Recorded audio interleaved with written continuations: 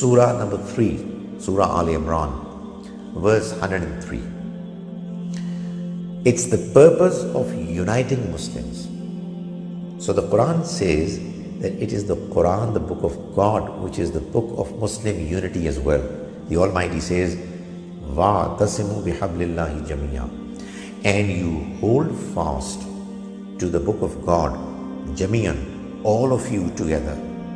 وَلَا تَفَرَّقُوا, and do not get divided into factions, into sects.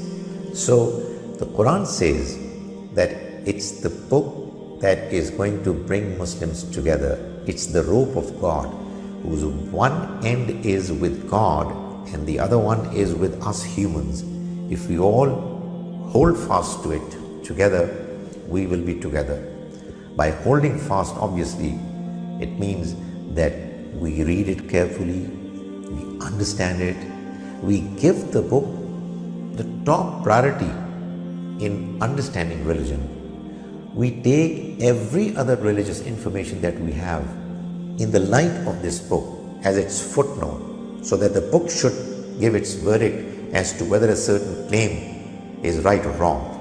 When all Muslims are going to do it together, they'll be united. And if they're not going to do it, then this verse is warning that we are going to be divided. We're going to be broken into sects. So that's another important feature of the Quran. That's a book of Muslim unity.